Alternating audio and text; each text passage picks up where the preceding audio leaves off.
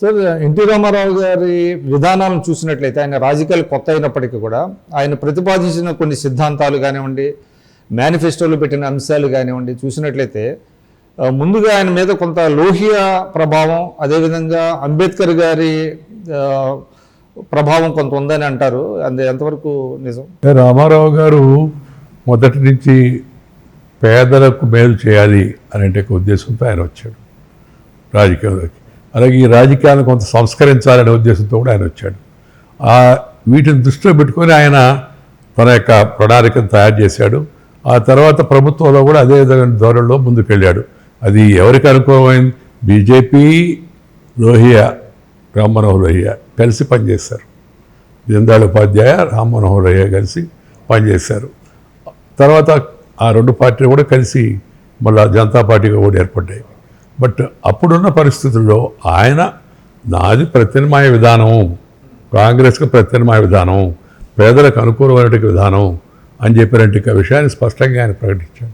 కానీ తెలుగుదేశం ఒక ప్రభంజనం సృష్టించిందండి. కానీ మీరు ఆ ప్రభంజనంలో కూడా మీరు గెలవగలిగారు. రామారావు గారిని ప్రజలు ఒక గొప్ప నటుడే అని అందరూ అంగీకరిస్తారు. రెండోది, మరోపక్క సామాన్య జనం, గ్రామీణ ప్రజానికము, ముఖ్యంగా మహిళలు ఆయన ఒక రామునిగా, శ్రీకృష్ణుడిగా ఆయనలో చూశారు. వాళ్ళు అలాంటి భావం మనసులో ఉండేది. ఎందుకంటే ఆయన ఆ రెండు పాత్రల్లో జీవించాడు. అద్భుతమైన నటన కౌశల్యాన్ని ప్రదర్శించాడు. దాంతో ఆ జనంలో బాగా అది నాటుకుపోయింది. ఒకటి, ప్రత్యామ్నాయం కావాలనే కోరిక కాంగ్రెస్కి. రెండవది, తెలుగుదేశం నేను ప్రత్యామ్నాయంగా ఏర్పడతాను, ప్రత్యామ్నాయ విధానాలు రూపొందిస్తాయని చెప్పడం. మూడవది నేను చెప్పిన సినీ ఆకర్షణ. ఇవన్నీ కలిసి రామారావు గారికి పూర్తిగా లాభించాయి. అది ప్రభంజనంలా కూడా వీచింది. ఆ ప్రభంజనంలో 83 ఎన్నికల్లో రెండవసారి నేను శాసనసభ్యుడిగా పోటీ చేశాను. నేను పోటీ చేసినప్పుడు చాలామంది తెలవని విషయం ఏంటంటే, రామారావు గారు తన సన్నిహితులకు చెప్పారు, వెంకయ్యనాయుడు గారి మీద, జయపాలరెడ్డి మీద పోటీ పెట్టకూడదు మనం, ఎందుకంటే నేను రాజకీయాలకు రాకముందు వీళ్ళు కాంగ్రెస్ వ్యతిరేకించారు, గట్టిగా పోరాడారు, అలాంటి వాళ్ళు అసెంబ్లీలో ఉండడం మంచిదని చెప్పారు.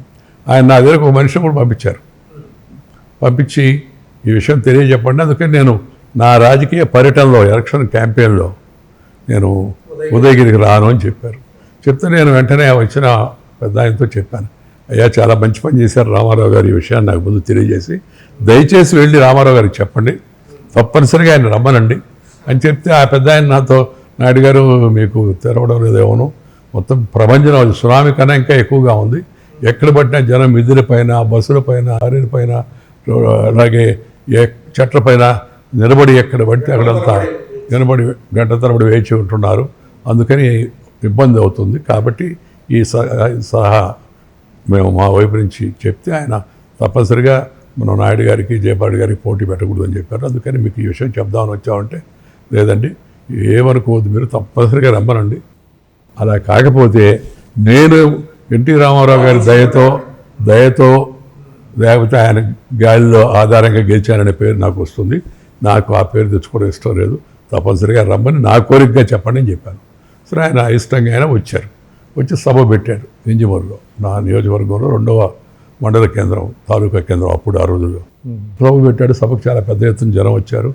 వచ్చినప్పటికి కూడా ముందు తెలుగుదేశం జిందాబాద్ అరిచారు చాలామంది, ఎన్టీఆర్ జిందాబాద్ అరిచారు, తర్వాత వెంకయ్యనాయుడు జిందాబాద్ అరిచారు. ఎలక్షన్ అంటే అదే సభలో ఆయన అయిపోయిన వెంటనే ఆ తర్వాత ఎలక్షన్ జరిగింది.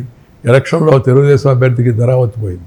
గణపం బాలకృష్ణారెడ్డి అని పోటీ చేశాడు, యువకుడే, ఉత్సాహవంతుడు కూడా. చేసిన ప్రజలు, నేను అంతకుముందు శాసనసభ్యుడిగా శాసనసభలో నిర్వర్తించిన తీరు, ప్రజలకు అందుబాటులో ఉండడం నిరంతరం, ఇవన్నీ చూసిన తర్వాత ప్రజలు మళ్ళీ తిరిగి నాకు ఓటేసి. అంటే అప్పట్లో ప్రతిపక్షం కూడా అధికార పక్షంలోకి మెర్జ్ అయిపోయారు వాళ్ళు, జనతా పార్టీ చాలామంది, రోసీ గారు లాంటి వాళ్ళంతా. 2008లో వాస్తవంగా కాంగ్రెస్ వ్యతిరేకంగా జనతా పార్టీ, నేను కూడా గెలిచాను కదా, 78లో గెలిచాను, జయపాల్ గారు గెలిచారు, అయ్యప్పరెడ్డి గారు గెలిచారు, ఇంకా చాలామంది, వాటా శ్రీరామూర్తి గారు, వీళ్ళందరూ కూడా రెడ్డి కాంగ్రెస్ జనతా పార్టీ చాలా పెద్ద ఎత్తున సీట్లు రాజశేఖర రెడ్డి గారు ఉన్నాడు సంపాదిస్తే, కానీ వాళ్ళు తర్వాత కార్యక్రమాన్ని నిదానంగా వాళ్ళందరూ పోయి కాంగ్రెస్లో కలిసిపోయారు. కాంగ్రెస్ వ్యతిరేకంగా గెలిచి మంత్రి పదవులు కూడా ఇచ్చేవాళ్ళు, సత్కరించింది కాంగ్రెస్ పార్టీ వాళ్ళు అప్పుడు పార్టీ మారారని. కానీ మేము పార్టీ మారకుండా ఉండిపోయాం. మొదటి ఎన్నికల్లో గెలవడం, రెండో ఎన్నికల వరకు ప్రజలకు నిత్య సంబంధాలు పెట్టుకోవడం కారణంగా అలాగే అసెంబ్లీలో మా యొక్క వ్యవహరించిన తీరు చూడడం, దాంతో ప్రజలు మళ్ళీ తిరిగి రెండోసారి ఓటు వేశారు. 83లో ఎన్టీ రామారావు గారు అధికారంలోకి వచ్చిన తర్వాత ఆయనదైన ముద్ర కొంత రాజకీయాల్లో చాలా స్పష్టంగా కనపడిందండి. వాటి మీద మీ అభిప్రాయం? ఎన్టీ రామారావు గారు విషయం చెప్పాలంటే సుదీర్ఘం అవుతుంది చాలా. ఆయన ఏ కోణం నుంచి చూసినా నటుడుగానే కాదు, ఈ రాజకీయ నాయకుడిగా కూడా ఆయన ఒక సంస్కరణ అభిలాషి, పేద ప్రజల పక్షపాతి, మహిళల పట్ల ఆయనకి సానుభూతి బాగా ఎక్కువగా, అలాగే వికేంద్రీకరణ కావాలని చెప్పిన కోరుకునేవాడు. వెనుకబడిన వర్గాలు, బలహీన వర్గాలు వాళ్ళ యొక్క ఉన్నతి కావాలని కోరుకునేవాడు. ఇవన్నీ కోరుకోవడం, మాటలు చెప్పడం, మేము ఫలానా వారిని అనుచరులు అని చెప్పడం కాకుండా ఆయన ఇవన్నీ కూడా తూచా తప్పకుండా చేసి చూపించాడు, ఆచరణలో పెట్టాడు. మండల వ్యవస్థను పెట్టాడు. తాలూకాలు చాలా పెద్దవిగా ఉన్నాయి, అందుకని మండలాలు విభజించి మండలాల్లో రెవెన్యూ ఆఫీసు, మండలంలో సబ్ రిజిస్ట్రార్ ఆఫీసు, మండలంలో పంచాయతీ డెవలప్మెంట్ ఆఫీసు ఇవన్నీ పెట్టాడు. ఆ తర్వాత ప్రభుత్వంతో పనులు ఉన్న వాటికి సింగిల్ విండో పద్ధతిని ప్రవేశపెట్టాడు. మూడవది మహిళలకు రిజర్వేషన్ కల్పించి జిల్లా పరిషత్తులో, పంచాయతీ సమితుల్లో, వాటిలో స్థానిక సంస్థల్లో ఆయన ప్రాతినిధ్యం కల్పించాడు. వెనుకబడిన వర్గాలకు రిజర్వేషన్ పెట్టాడు. దాని కారణంగా చాలామంది జిల్లా పరిషత్ చైర్మన్లు అయ్యారు. తెలంగాణలో కూడా శ్రీ దేవేంద్ర గౌడ్ గారు లాంటి వాళ్ళు చెప్తూ ఉంటారు, మేము ఆయన పెట్టిన విధానం వల్లనే ఇక్కడ ఉన్నట్టు పెద్ద వర్గాల యొక్క పెత్తనాన్ని కూడా ఫ్యూడల్ వ్యవస్థకి కల్పించారు అని చెప్పారని వాడు కూడా చెప్పడం జరిగింది. సో ఆ విషయంలో చూసినా ఆయన తన పేదల పక్షపాతి, మహిళల పక్షపాతి, గ్రామీణ ప్రాంతాలకు అభివృద్ధి బాగా జరగాలి, వికేంద్రీకరణ జరగాలి అనే విషయాలు స్పష్టంగా మనకు అవుతున్నాయి. అందుకే ప్రజలు కూడా ఆయన్ని ప్రజల వద్దకు పరిపాలన నినాదం పెట్టాడు. దానిలోకి అనుగుణంగానే ఈ వికేంద్రీకరణ చేశాడు. డీసెంట్రలైజేషన్ అని మనం ఏదో మాడుతున్నామో దాన్ని చేసి చూపించారు ఆ రోజు ఆయన.